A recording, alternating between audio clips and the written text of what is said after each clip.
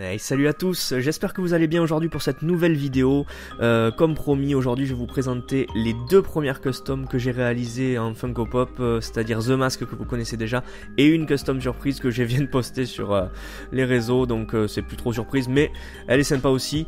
Et je vais vous présenter en premier la custom The Mask. Donc j'ai réalisé pour cette custom la boîte entièrement, le design sur Photoshop.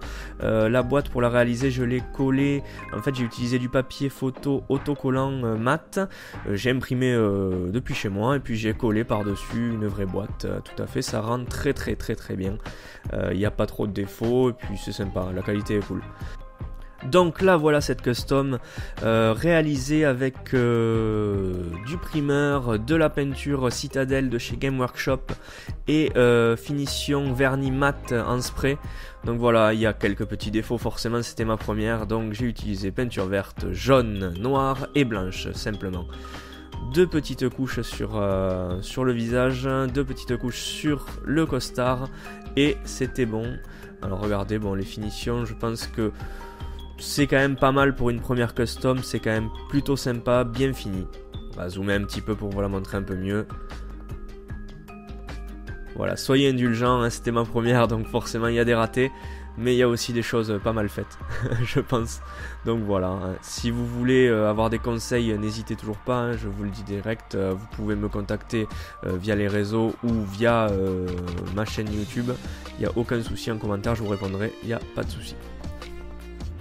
Donc pour cette première pop de The Mask, j'ai utilisé et acheté un primer gris en spray qui va vous permettre de faire la sous-couche avant de peindre pour que la peinture adhère bien.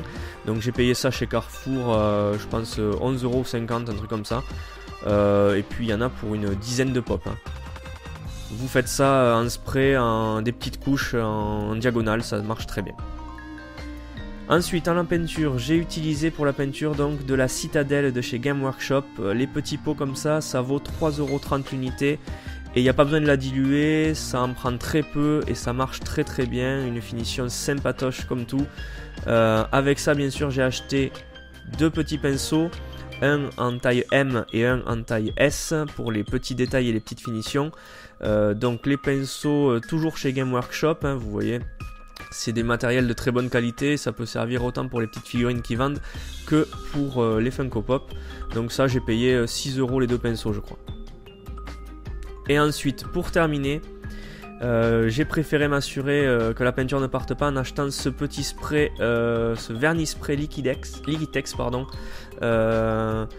qui en fait va nous permettre de vernir et matifier la petite Funko Pop à la fin pour que la peinture reste nickel au fur et à mesure du temps qui passe. Donc ça, je l'ai payé aussi 11,90 € je crois, et inutile de vous dire qu'il m'en reste à fond dedans. Toujours pareil, des petites couches en diagonale, histoire que ça coule pas et que ça soit bien uniforme et bien homogène sur toute la pop.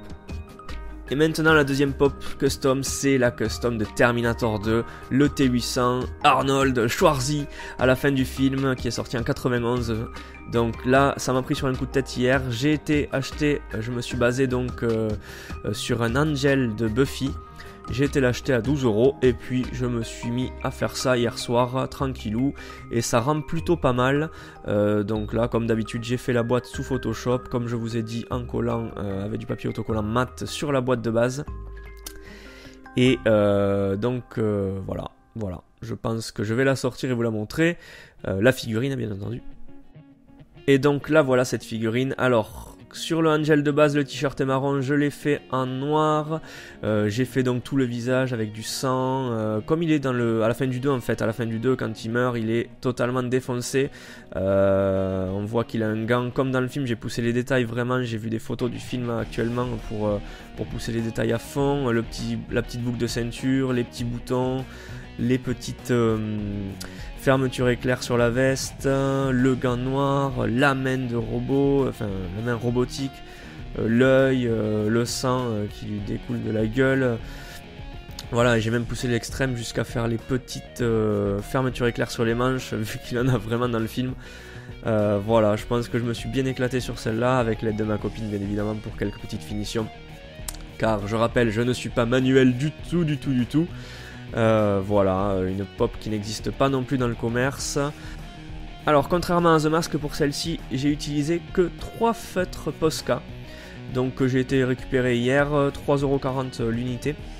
Donc un feutre rouge et gris en pointe extra fine pour tout ce qui est petits détails et tout. Et un noir en pointe fine ou très fine je pense, donc c'est un peu moins fin que les autres, mais comme il y avait plus de surface à couvrir, ça allait très bien pour celle-ci.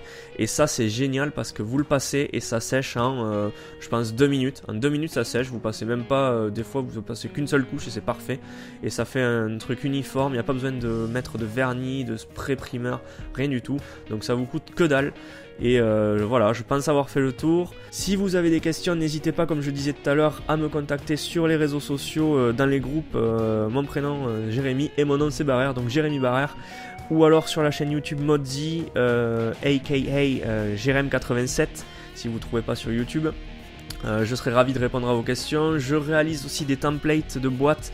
Si vous avez besoin de templates de boîtes, contactez-moi en MP sur les groupes ou en commentaire sur la chaîne. Il n'y a pas de souci, j'essayerai de vous faire ça, moyennant un petit peu la finance, parce que forcément ça va me prendre du temps, mais ça me fera plaisir aussi. Donc je fais pas de gros prix, vous inquiétez pas.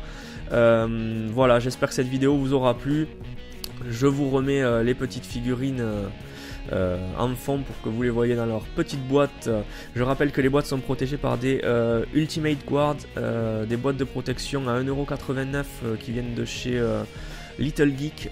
Super service, super qualité, ça protège super bien et ça vous fait des boîtes glossy à mort.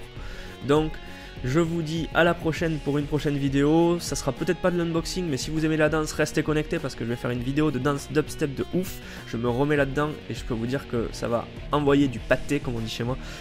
Et puis je vous dis à plus tard en espérant que vous ayez kiffé. N'hésitez pas à liker, commenter et partager cette vidéo bien entendu. Allez, salut les kids!